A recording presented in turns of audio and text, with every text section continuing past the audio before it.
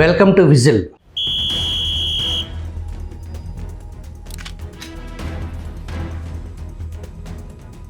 పులివెందుల బరిలో బుజ్జమ్మ ఎవరా అనుకుంటున్నారా? వైఎస్ జగన్మోహన్ రెడ్డి శ్రీమతి భారతిరెడ్డిని ప్రేమగా బుజ్జమ్మ అని పిలుచుకుంటారంట. ఇది ఎప్పటి నుంచి అంటారా? మొదట్లో మొండిమొగుడు పెంకిపెళ్ళం మాదిరి కథ నడిచినా కాలంతో పాటు తెచ్చిన అతిపెద్ద మార్పు శ్రీమతిని అమితంగా ప్రేమించడం. ఆమె దగ్గర మంచి మార్కులు కొట్టేసిన ఉత్తమ భర్త జగన్మోహన్ రెడ్డి. ఆమె పెనిమిటి అత్యంత నిజాయితీపరుడు అని భారతి నడిపే టీవీ ఛానల్ ఇంటర్వ్యూలో గతంలో ఆమె తెలియజేశారు. జగన్ సార్ కూడా నాకు ఒక్కతే భార్య, ఏ అలవాట్లు లేవు, నా కాలక్షేపం హాయిగా భార్య పిల్లలతోనే గడుపుతాను అని సభాముఖంగా తెలియజేశారు. అన్యోన్య దాంపత్యానికి ఇంతకంటే సాక్ష్యాలు ఏం కావాలి? ఎదుటివారు ఈర్ష్యపడేంతగా వారి జీవితం హాయిగా గడిచిపోతుంది. కలలో కూడా ఊహించినంత ధనరాశులు చూశారు. అంతులేని అపరిమిత అధికారం ఎలా చెలాయించొచ్చో ఒక ట్రెండు సెట్ చేశారు. జగన్మార్క్ పాలన తెలుగునాట చాలా ఏళ్ళు యాదుంటుంది. వైఎస్ వివేక హత్య కేసులో కీలక నిందితుడు వైఎస్ భాస్కర్ రెడ్డి తోబుట్టు డాక్టర్ వైఎస్ సుగుణారెడ్డి, ఈమె కుమార్తె భారతిరెడ్డి. వైఎస్ రాజశేఖర రెడ్డికి వరుసకు చెల్లెలైన సుగుణ డాక్టర్ రాజశేఖర రెడ్డితో పాటే కర్ణాటకలో ఒకే కళాశాలలో ఒకే తరగతి గదిలో ఎంబీబీఎస్ చదివారు. వైఎస్ఆర్ ఫ్యామిలీకి సుగుణ పుట్టింటి వాళ్ళు భాస్కర్ రెడ్డి కుటుంబానికి ఆధిపత్య పోరు ఏనాటి నుంచో ఉంది. గొడవలు ప్రతీకారాలు లేకుండా రెండు కుటుంబాలు కలిసిపోవటానికి కలిసి వచ్చే ఏకైక అంశం జగన్ భారతికి వివాహం జరిపిస్తే ఏ గొడవలు ఉండవు అని వైఎస్ఆర్ ముందు చూపు ఆయన ఉన్నంత వరకు పనిచేసింది. ఆయన ఆకస్మిక మరణం ప్రియమైన తమ్ముడు వివేక దారుణ హత్యకు దారితీసింది. ఈ మధ్య వారి పార్టీ ముఖ్య నాయకులతో శ్రీమతి భారతిరెడ్డి టచ్లో ఉంటున్నారంట. గతంలో జగన్ స్వయంగా తెలియజేశారు, నాకు ఫోన్ లేదు, దానికి నెంబర్ అసలే లేదు అని. అదేవిధంగా భారతిరెడ్డికి ఫోన్ లేదంట, తన ముఖ్య నమ్మిన బంట్ల ఫోన్ ద్వారా సంభాషణ జరుపుతున్నారంట అని తెలుస్తుంది. అదేంటి ఇద్దరికి ఫోన్స్ లేకపోవటం? మీరంటే ధనవంతులు, వారి వద్ద పైసలు ఉండొద్దు ఫోన్ కొనుక్కోవటానికి. వైఎస్ వివేక హత్యలో గూగుల్ టేక్అవుట్స్ గురించి అందరికీ తెలిసిందే కదా. ఫోన్లు సేఫ్ కాదని అధికార పార్టీ వారు రహస్యంగా వింటారేమో అనే భయం వారికి స్వంత ఫోన్ లేకుండా చేస్తుంది.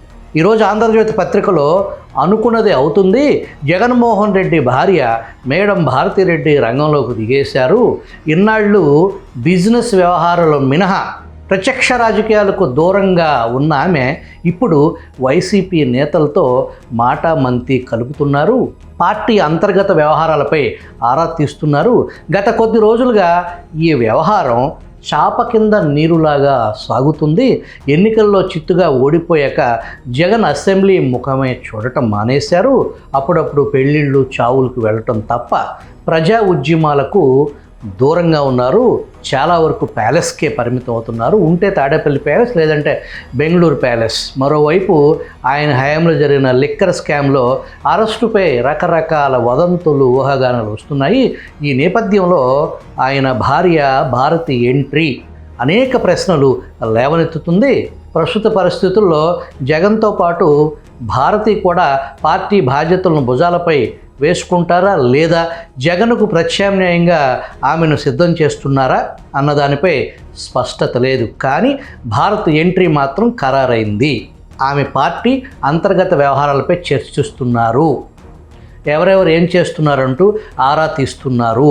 జగన్ నమ్మిన బంటూ రిటైర్డ్ అధికారి ఫోన్ నుంచి పెద్ద లీడర్లతో మంతనాలు, మధ్య దిగువ శ్రేణి నాయకులైతే ఓ స్థాయి నేతల ద్వారా సూచనలు చేస్తున్నారు. కొన్నాళ్లుగా ఈ తంతు నడుస్తుంది. భారతి ఎంట్రీపై పార్టీలో కలకలం అని ఆంధ్రజ్యోతి రిపోర్ట్ చేసింది. వైఎస్ భారతి రాజకీయ వేదికపై ప్రత్యక్షమవటం కేవలం ఒక ఫ్యామిలీ మూమెంట్ మాత్రమేనా, లేక ఇది పార్టీ అంతర్గత కల్లోదానికి దారితీస్తుందా అనేది తెలియాలంటే మరికొంత స్పష్టత రావాలి. వైసీపీ పుట్టుకకు కుటుంబ రాజకీయాల ఆధిపత్యం అసలు కారణం. వైఎస్ రాజశేఖర రెడ్డి అకాల మరణానంతరం జగన్ ఆ వారసత్వాన్ని స్వీకరించి తల్లి శ్రీమతి విజయలక్ష్మి, చెల్లి షర్మిలను ఎన్నికల రణక్షేత్రంలో విపరీతంగా వాడేసి అధికారం వచ్చిన తర్వాత కరివేపాకు మాదిరి తీసేయటం, అక్రమాస్తుల గొడవలు, అంతకుముందు బాబాయ్ దారుణ హత్య వెరసి మేనల్లుడు పెళ్లికి కూడా కలుసుకోలేని అగాధం, వైరం తారాస్థాయికి చేరుకున్నాయి. ఇప్పటి వరకు భారతి ప్రజా రాజకీయాల్లో చురుగ్గా లేకపోయినా అందరి రాజకీయ నాయకుల భార్యల మాదిరిగానే అప్పుడప్పుడు అక్కడక్కడ ఎన్నికల ప్రచారంలో పాల్గొన్నారు. బడికి వెళ్ళే ప్రతి పిల్లవానికి 15,000, 10 + 5,000, 15,000, ఎంతమంది పిల్లలు ఉంటే అన్ని 15,000 అని ప్రచారం చేసి కేవలం ఒక్క పిల్లకాయకే 15,000 మాత్రమే జగన్ సర్కార్ ఇచ్చింది.